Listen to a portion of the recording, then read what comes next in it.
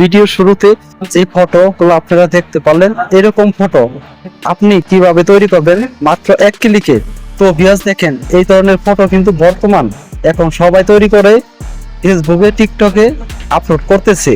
তো এই ধরনের ফটো কিন্তু এখন ভাইরাল, আর দেখতেও কিন্তু অনেক সুন্দর দেখায়। তো আপনি কিভাবে মাত্র এক ক্লিকে এরকম ফটো তৈরি করবেন সেটাই দেখাবো আজকের এই ভিডিওতে। তো বেশি কথা বলবো না, চলেন তাহলে কিভাবে এই ফটোগুলো তৈরি করতে হয় সেটা প্রসেস দেখিয়ে দিই। তো এই ধরনের ফটো তৈরি করার জন্য আপনারা চলে যাবেন আপনার ফোনে যে প্লে স্টোর আছে, যে যাতে আপনারা অ্যাপ ডাউনলোড দেন, সেই প্লে স্টোরে আপনারা চলে যাবেন। আমি প্লে স্টোরে চলে আসলাম। প্লে স্টোরে চলে আসার পর সার্চ বক্সে আপনারা লিখে দিবেন জিমিনি লিখে আপনারা সার্চ করে দিবেন। তো সার্চ করার পর দেখেন এরকম একটি অ্যাপ আপনাদের সামনে চলে আসবে। এই অ্যাপটি আপনারা ডাউনলোড করে নেবেন, ইনস্টল করে নেবেন। দেখেন আমি কিন্তু ডাউনলোড করে নিয়েছি আগেই। তো আমি ওপেনের উপর ক্লিক করে দিব। আপনারা ডাউনলোড হওয়ার পর ওপেনের উপর ক্লিক করে দিবেন। তো ওপেনের উপর ক্লিক করার পর এরকম ইন্টারফেস আপনাদের সামনে আসবে। তো এরকম ইন্টারফেস আসার পর দেখেন আপনি কি করবেন, আপনার যে ফটো দিয়ে আপনি ওই ধরনের ফটো তৈরি করতে চাইতেছেন, তো সেই ফটোর আপনার এই জায়গায় আনতে হবে। তো সেটা করার জন্য আপনি কি করবেন, প্লাস আইকন আছে, প্লাস আইকনের উপর ক্লিক করে দিবেন। আপনার যে গ্যালারি আছে সেটা কিন্তু এই জায়গায় দেখাবে, যে জায়গায় আপনার ফটো আছে এই জায়গার উপর আপনারা ক্লিক করে দিবেন।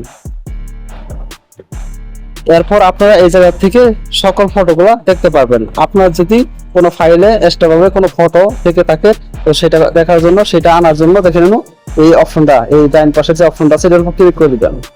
তারপর আপনার যে ফাইল আছে ফাইলটার উপর ক্লিক করে দিবেন। এরপর আপনার যে ফাইলে ফটো আছে, যে ফাইলের ছবি দিয়ে আপনার ফটো তৈরি করতে চাইছেন, সেই ফাইলটা সিলেক্ট করে নেবেন। সিলেক্ট করার পর দেখেন এরকম ইন্টারফেস আসবে।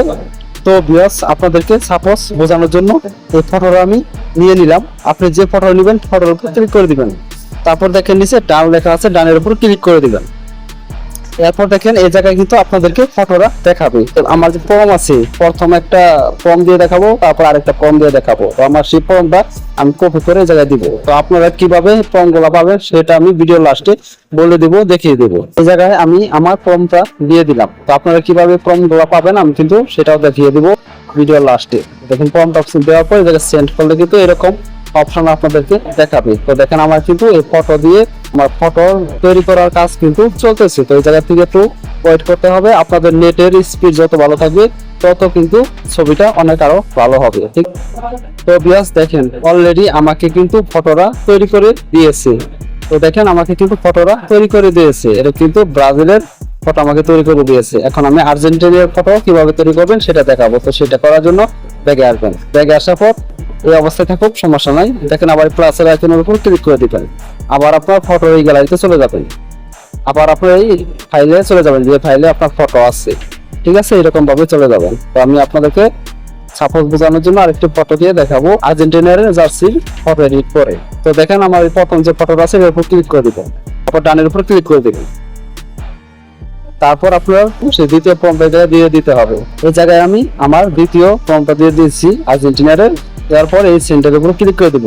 ক্লিক করার পর কিন্তু এই ফটো দিয়ে আমাকে ফটো এডিট করে দিবে আর্জেন্টিনার জার্সি দিয়ে, ঠিক আছে। তো ভিউয়ার্স দেখেন আমি যে দুইটা ফর্ম দিয়ে আমি ফটো এডিট করতেছি, এরকম ফর্ম এই ফর্মটাই কোথায় পাবেন, আমার এই ভিডিওর ডিসক্রিপশন বক্সে সবার নিচে গেলে কিন্তু খুব সহজে ফর্মটা পেয়ে যাবেন। সেই ফর্মটা কিন্তু আপনারা কপি করবেন। কপি করে এনে এই জায়গায় দুইটা ফর্ম দুইবার দিবেন, তাহলে কিন্তু আপনাদেরকে এরকম ফটো তৈরি করে দিবে। তো দেখেন আমাকে কিন্তু অলরেডি ফটোটা তৈরি করে দিয়েছে, অনেক সুন্দর একটি ফটো তৈরি হয়ে গেছে।